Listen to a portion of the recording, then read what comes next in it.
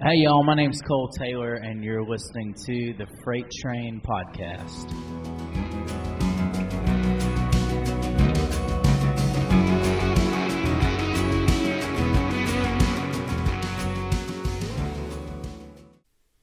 Ladies and gentlemen, welcome back to episode 12 of the Freight Train Podcast. My name is Rob Kane and I'll be your host. I want to start this off, first of all, by saying thank you to everybody that continues to listen. I had a vision with this podcast, and I wanted to get out there and talk to the people that I thought were interesting in country music. While I feel very confident in that, I am still definitely learning all the technical aspects to this. So I just want to say thank you for everybody that sticks around. I know sometimes there's bad audio, bad stuff like that, but I want to thank everybody that sticks around and listens to the episodes. So moving on, this week I got to sit down with my buddy Cole Taylor in the classic city Athens, Georgia. It was right before he was about to go on and do a solo acoustic show. There's some noise in the background, stuff like that, but you can still hear the interview really well. We talk about a lot of cool stuff. If you don't know who Cole Taylor is, he has two #1 songs that you've heard on country radio. A little song called Sippin On Fire, performed by Florida Georgia Line, and another song called Home Alone Tonight. That was a duet with Bryan and Fairchild from Little Big Town. A couple other big hits he's had is Look at My Truck with Chase Rice. The new single that's out right now on the radio that Cole Taylor helped write is Stay Downtown by Cole Swindell. So as you can already tell just with that intro, there is a lot of cool stuff that's going to be in this interview. So be sure to stick around to the end. And I once again really appreciate each and every person that listens, and I hope you enjoy it. All right, well, we're rolling. Hey everybody, it's Rob Kane with the Freight Train Podcast, and we are here with my buddy Cole Taylor. We are live at Bar South in Athens, Georgia, before he gets ready to play his show tonight. So if you hear a little background noise, that's what it is. Yeah. So how you been, man? Man, I've been good. Life's been good. Just writing songs and playing shows, and I just had a little baby, so trying to get used to what life's like with that, and I mean it's all good, you know.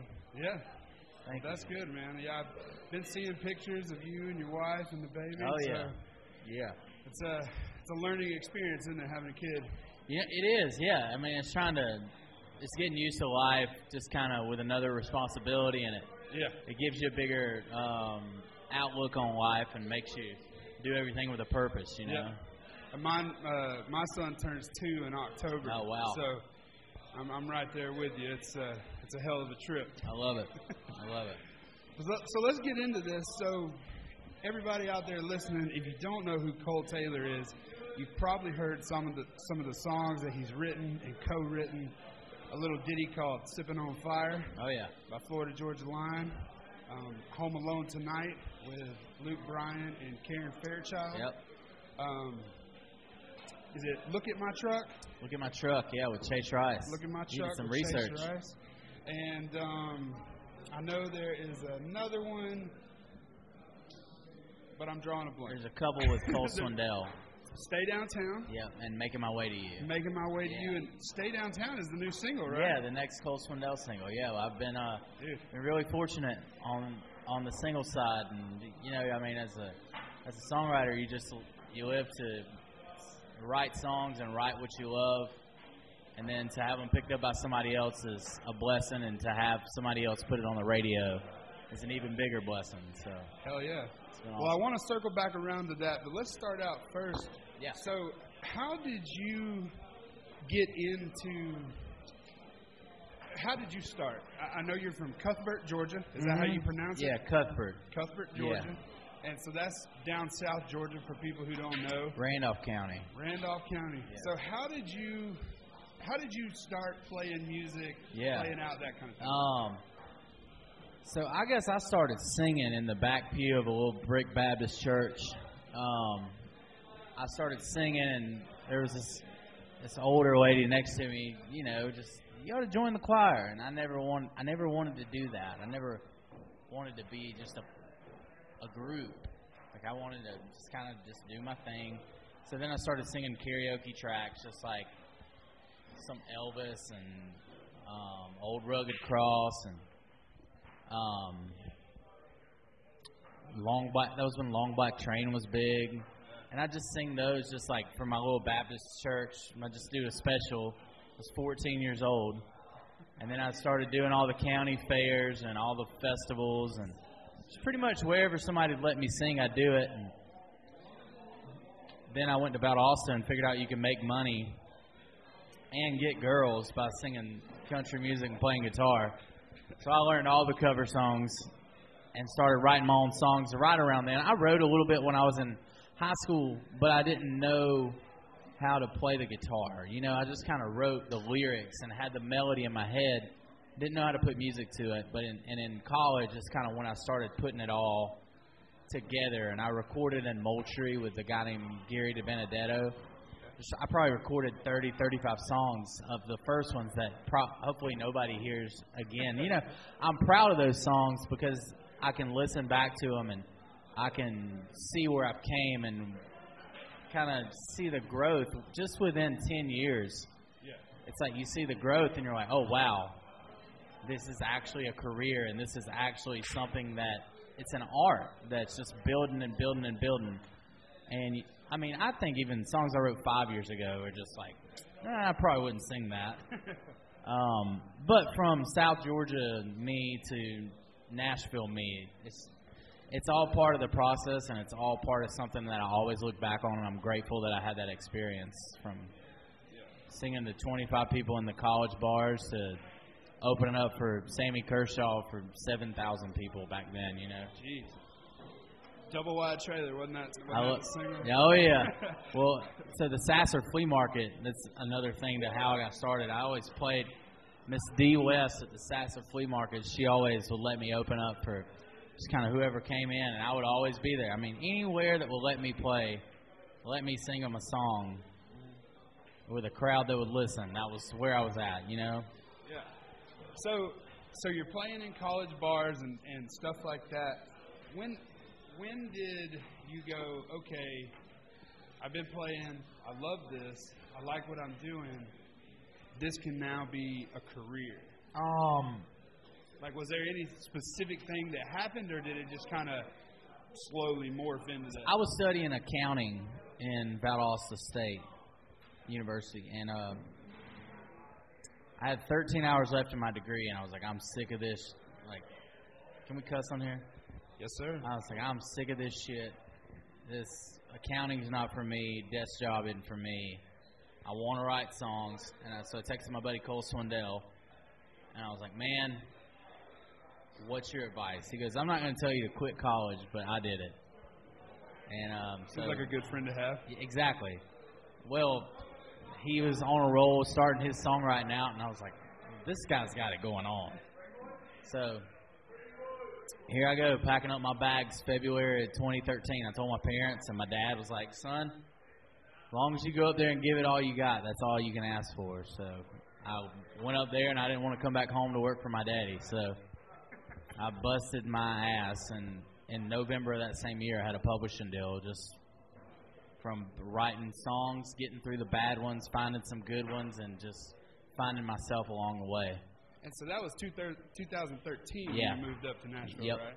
So like you said, I just want to clarify that. So you moved up to Nashville, and within 7 or 8 months you had a publishing deal? February, March. 9 months. 9 months. Yeah. And that's pretty unheard of in Nashville, right? To get it that quick? It was quick, and I don't know what to give credit to, you know? I mean, it just hard work. It happened, and all I know is I just worked my ass off. Just I preach, like, I write from perspiration, not inspiration. It's just like I get through the bad songs and through the halfway songs just to find the good ones and find the great ones, because you never know, like that day when you show up, you might write the worst song ever, or you might write the next ACM Song of the Year. Yeah. Well, that's cool. So going into writing and having a publishing deal, for everybody that's out there listening, because I have a lot of people listen that are aspiring, you know, a lot of regional type acts, things like that, that are on the cusp of trying to move to Nashville. So, but I want to express to somebody who's had success, or I want them to hear it from somebody who's had success. You know, it's not just you move up there and you start playing on the sidewalk. Like, you actually get out there, you start writing, you make relationships, or you know. Yeah. Tell us what. I think the best advice I got when I moved to Nashville, you know, like, I knew, like, some people that I could have got away, like, right away in the rooms with, and had some radio success really early. And I was begging them, like, hey, let me write with you. And the best advice I got was, we'll write with you when the time's right. Go find your group, which go find your group means go to Tin Roof every Tuesday night, or go to Winners and go to Whiskey Jam every Monday night. Find the people you like. It's like, you don't know anybody in this town. Find the people that you're going to grow up with together. And those people that I found in February of 2013 are still some of my best co-writers, and I'm still writing some of my best songs with them. So the best advice, I think, is just move to town. Don't try to hit a home run your first week. I mean, work your butt off. Find your group that's your boys that are going to be there through thick and thin. They don't care if you have a hit or not. They're going to write a great song with you at the end of the day, you know? And I think it's just finding your group, and then when you get down the road and all your groups succeeding, and then the big guys are going to come want to write with you, and they're going to come want to be a part of what you got going on. But it's just like, get your own thing going on first and just do it. I think that's awesome. That's amazing advice. And, you know, other people I've heard, another great podcast to listen to, guys, is the Bobby Cast with Bobby Bones. Yeah. And I heard him interviewing Ryan Hurd, who you've also wrote with. Yeah. And Ryan's a really good buddy. And he kind of started the same way. He was a sociology major over at Belmont. Mm-hmm. I think it's Belmont. Excuse me if it's not, guys. And then he just kind of found his group, was writing a lot by himself, and found people out there to write with. And he kind of found his group. And then he happened to find his, fiance or wife now? Yeah. In that group, and that's kind of how he got to where he is, too. Absolutely. Well, I mean, like, my group was like me, Travis Denning, Jordan Rager, Langston, Thomas Archer, and Fair and Rachel. It's like, that was our group. And literally, there's not a day that goes by I don't talk to those dudes and that girl and hear a song from them that they wrote that day. Like, we all have each other's back, and it doesn't matter where we are. It's like, hey, I hope you do good. It's like, we're almost like it's like our own little fraternity in Nashville. Shout out 4-Wheel Drive. Yeah, absolutely. There's a show, Eddie's Attic in December. So everybody go get your tickets now at eddiesattic.com. I don't know if it'll be as loud as this bar we're in. Yeah. This is a new one for me too, Cole. If I'm setting the scene for y'all, we're sitting in a pool tournament right by the women's bathroom. And we're handing out peppermints as they walk. Yeah, it's a Wednesday night. Okay, so you find your group, you're doing that. So take us to your first cut. What was your first cut? My first cut was Look at My Truck with Chase. And that came about, like I mentioned earlier, I had the opportunity to get to open up for a lot of people when I still lived here. And I kept in touch with Chase. And when I moved to town, April of that same year of 2013, April, I texted Chase. I was like, hey, man, I would love to write with you. You know, just kind of throwing it out there. And Chase was the first artist that was like, yeah, man, I'd love to write. Where you at? Like, what you doing right now? And we wrote one song, went to lunch, and came back. And I was like, man, I got this idea. And I started playing, and I was like, it's called, like, Look at My Truck. Like, if you want to know what I'm made of, just look at my truck. And I started freestyling the verse. Just like, there's a Bible on the dash. And Chase was like, yes. everything you just said. Yes, I love it. So we wrote that song in like 25 minutes. It's just like, and those are the songs that just come and it's crazy. They do. Those are, I call those God-sent songs. It's like, those are the ones when you got an idea, it writes itself. You go have a beer afterwards and say, we got a song today. You know, some of them you have to sit around for 3 or 4 hours and bang them out and think about them. But Look at My Truck's just a good beer drinking song, and you don't have to think about it. It's just a truck song. You just roll the windows down and listen to it. Yeah. So let's move on to the next one, in which I could be wrong, but I would think that it's probably your biggest cut yet as far as money goes, Sippin On Fire. Yeah. So Sippin On Fire was that happened we wrote that song in December of 2013. 2013 was an awesome year. Yeah, I'd say so. We wrote that song in December, and then May of the next year I got a call. We wrote the song, Matt Dragstrom and I, it was our first time writing. And the verses on that song, how Florida Georgia Line cut it, it's not how Matt and I wrote it to start with. Rodney Clausen came in after the fact and rewrote the verses.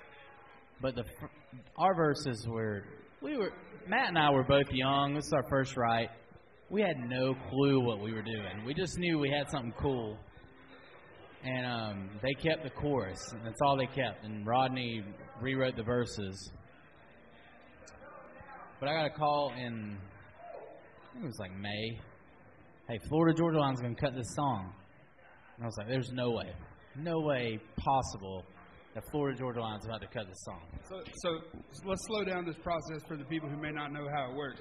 So did they put it on hold first, or did they just come right out and they were going to cut it? You know, I remember the first time I met Florida Georgia Line was January of 2014, and BK was like, dude, we love that Sippin' On Fire song. That was kind of all that.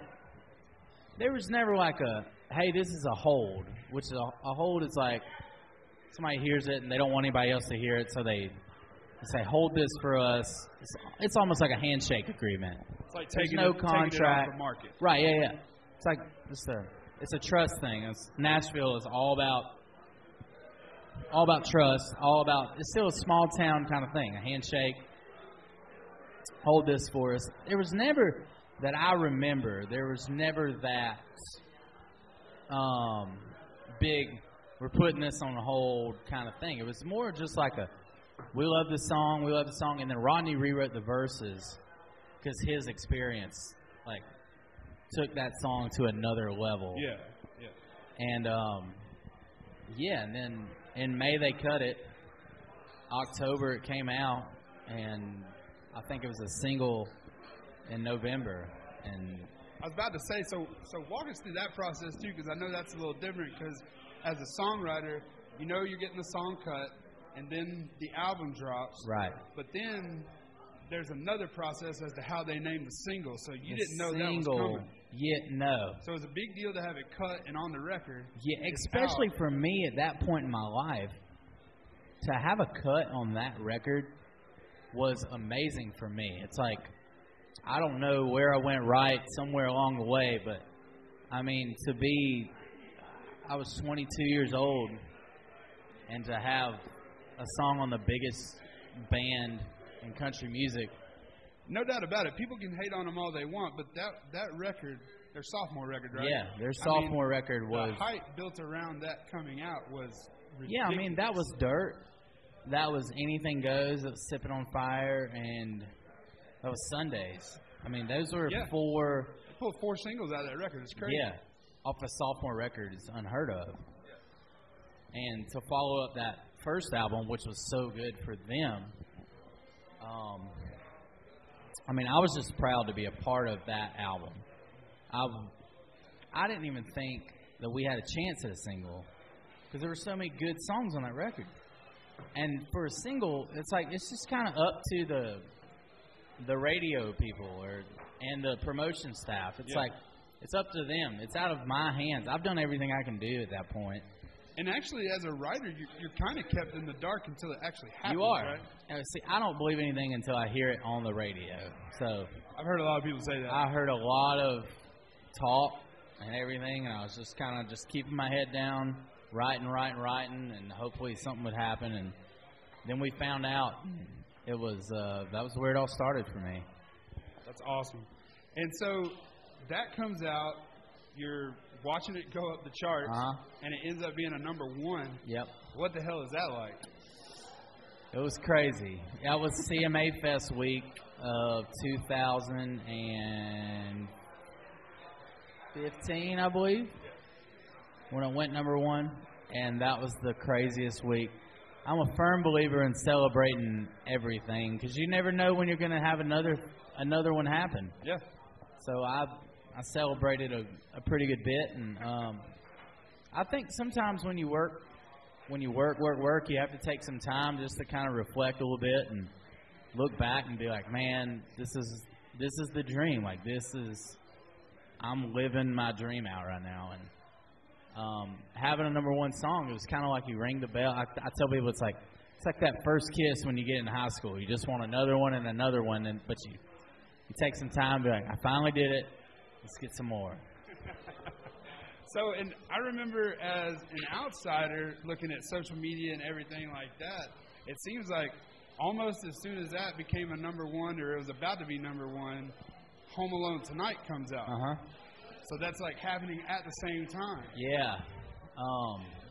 So Home Alone Tonight was more of like it was a full circle life thing for me. Like Luke, like growing up in Southwest Georgia, Luke Bryan's like the dude that you rode dirt roads to, or we rode in trucks, and my first love song. And so when we wrote that song, I forgot what day it was or what year it was, but I remember Luke being like, oh shit, boys, this is big. And he had it on hold for a year and a half before he cut it. The whole time I'm like, there's no way this is going to happen. So was he a co-writer on that too? No, he's not. His producer is. And that's how it got to Luke, and that's how it got in Luke's hands, was I wrote it with his producer, Jody Stevens. And I got canceled on that day that we wrote that song. I got canceled on by 2 more writers, and I called Jody and was like, hey, man, if you have something I could jump in on to write, it kind of goes back to my write by perspiration, not inspiration. He was like, yeah, come on, Jada Dreyer's here, Tommy Cecil's here, we'll write a duet. We went in with intentions of writing a duet. And I'm scatterbrained right now. So we wrote the song. Jody sent it to Luke. Luke's freaking out. He's like, I'm doing this with Miley Cyrus. I'm doing this for Rihanna. He wanted to do it with everybody in the planet. And it came down to Karen Fairchild, which you couldn't have asked for a better voice to be on that song. Yeah, it was amazing. With Jada's, the demo, like Jada's voice on the demo, she has this, a lot like Karen, like characteristics just in her voice, this kind of darker side, really rocky, edgy. So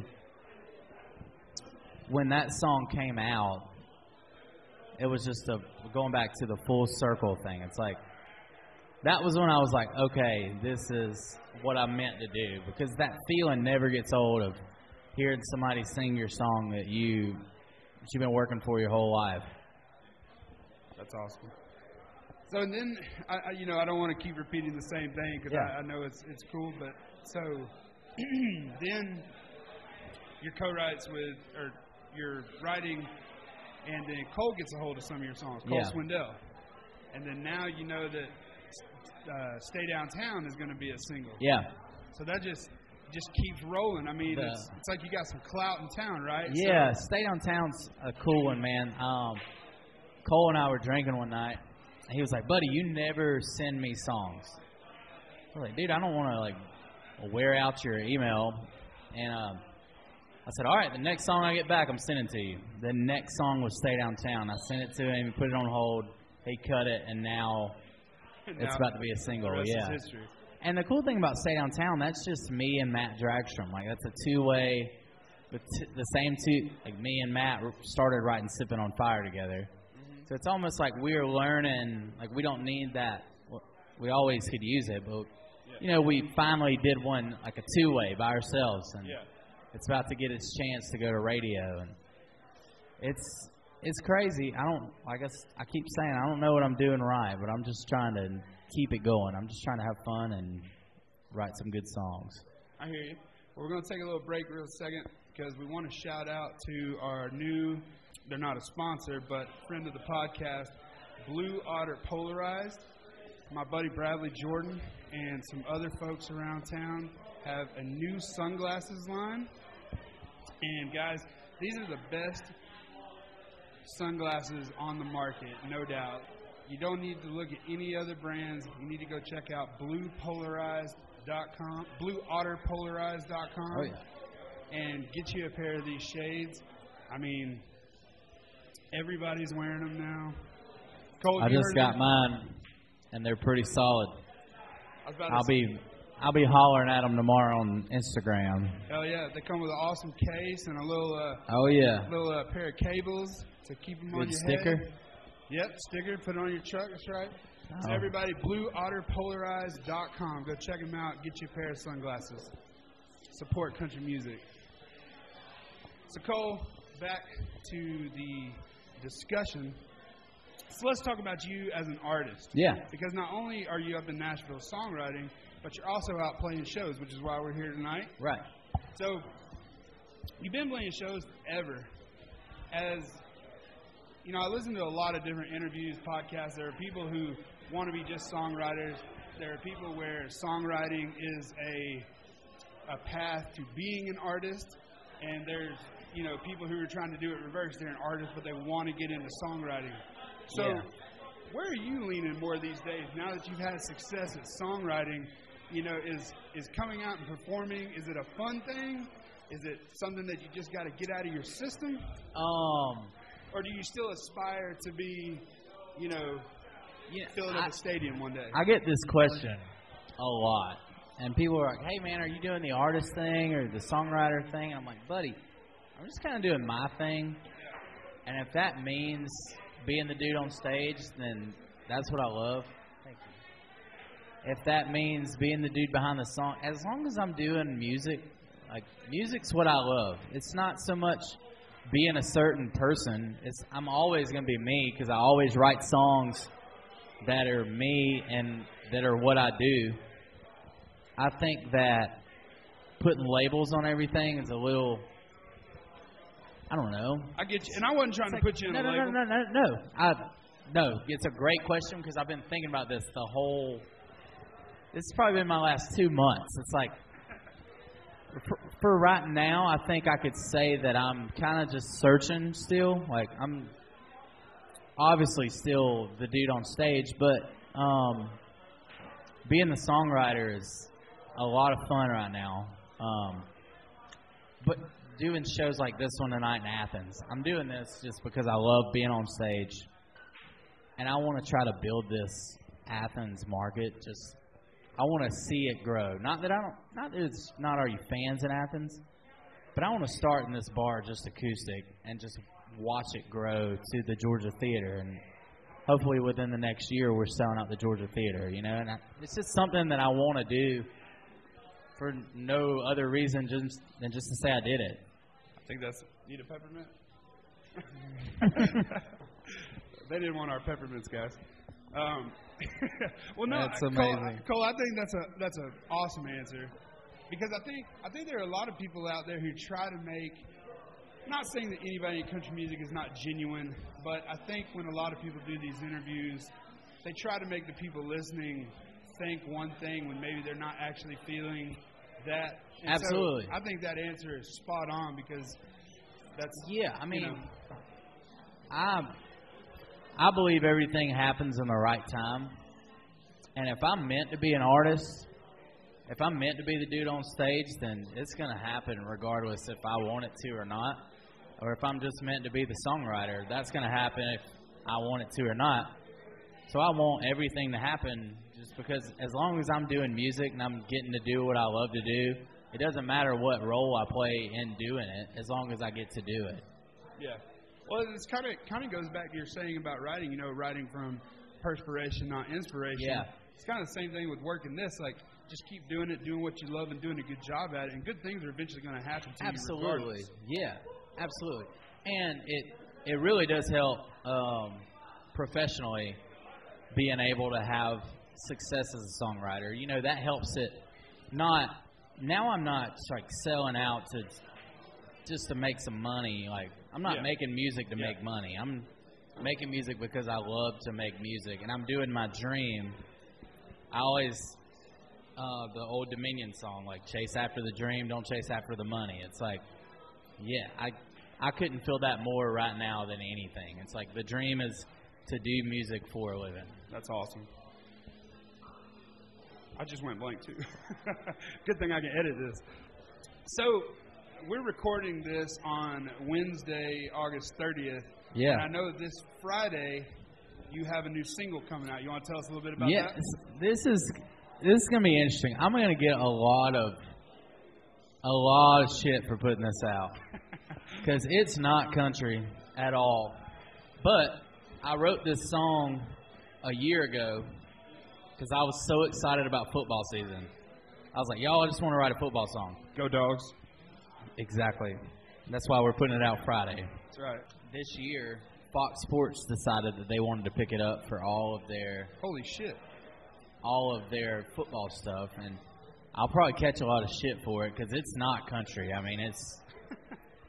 I wanted it to be more of, on Spotify, like more of your workout playlist kind of sounding stuff instead of like your country playlist. Like, I told my co-writers, I was like, y'all, let's write this, no boundaries, nothing. Let's just write it how we feel it, do it how we want to, don't worry about anything. And we did, and Friday it comes out. It's called Game Day, and it's for me, it's for the Georgia Bulldogs. It's for the Randolph Southern Patriots in Randolph County. It's for the Terrell Academy Eagles. Like, it's for all my hometown people and all my home state people, but I hope that this thing resonates with so many people that are fired up for football like I always am this time of year. Hell yeah, man. I can't wait for Game Day. No pun intended, your song and the actual Game Hell Day. Yeah. So, you know, but I really like your take on that and how, you know, you're saying this could piss a lot of people off, but you know what? You don't care. You wrote a song that you like. Obviously, Fox Sports likes it, and you want to put it out there for the world to hear it. I was listening to Sturgill Simpson interview, and he was talking about how, you know, people were giving him a lot of shit because his albums, you know, have a different tone to each one of them. Right. And he goes, you know, I hate when people call me country because, he goes, now I get it. That's the closest thing that I am. He goes, but, you know, next year I may want to make a fucking punk record. Right. He goes, you know, and I have that freedom, and the people who like what I do and the way that I do it are going to like the music that I put out. Absolutely. So the fact that it's not country in 2017, you know, there's a place for all that traditional stuff. There's a place for the poppier stuff. Right. There's a place for the far left that has nothing to do with country. Well, man, it's my take on the what's country and what's not country is probably a little different because I grew up right when burnt CDs were coming in, and I mean, I'd have Usher, Garth Brooks, Matchbox 20, the Goo Goo Dolls. I'd have it all on one CD, like right there. So I think my style of writing and my day-to-day, like one day I might write a song that sounds like Merle Haggard, and the next day I might write one that sounds like Usher. It's like, and I think that's where we are in country music. It's just a big burnt CD, and there's room for all of it on one big thing that you can just pop in one radio station, and you hear all of the 90s rap, the 90s hip-hop, the 90s pop, 90s country, the lyric. I mean, it's all of it in one genre. I love it. Yeah. I love it because you're exactly right. And you know what? To all these people out there who are hating, you know, press the fast forward button or change it to another channel. Nobody's making you listen to it. Oh, absolutely. So there's no reason to go out on social media hating on it all the time. Mm-hmm. So, Cole, what is next for you? What's going on next? I know Game Day comes out on Friday. Yep. So everybody go to iTunes, Amazon Music, wherever music you can buy it, and buy Game Day for Cole Taylor. Yeah. But what's coming next? Is there anything coming? Next, there's new music coming. that I'm fired up about. I hadn't been this fired up in a while. I actually have some on an album tonight. I'll give you one. There's new music. There's new tour dates coming soon. Hopefully we'll be on the Down Home tour with Cole this year. Oh, yeah, man. And, just kind of keep doing what I'm doing and keep trucking. Just doing me. Yeah. It goes back to I'm not the songwriter, I'm not the singer. I'm just Cole and just trying to find the best song I can find in every day. I hear you, brother. Well, I know you got to get ready for this show, so I want to thank you so much for doing this. Absolutely. I appreciate you hanging out and inviting me. Definitely, man. So everybody go out to www.cole-taylor.com. Yeah. Check out everything he's got going on. He's got links to shows, music, merch, everything you can want. So go check that out. That's www.cole-taylor.com. Thank you for listening to the Freight Train Podcast.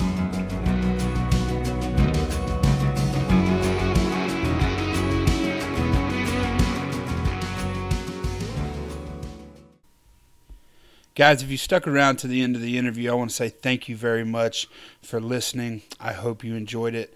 I'm really trying hard to bring very interesting people, up-and-coming artists, as well as established artists, to talk and get their view on country music. So if you have any suggestions on who you would like to hear, comments, or anything you want to say about what I'm doing on the podcast, please hit me up at freighttrainpodcast@gmail.com, and I'll do my best to get back to you as quick as possible. And yeah, man, I hope that everybody has a great week, and I'll see you every other Tuesday when the Freight Train Podcast drops. Have a good week, y'all.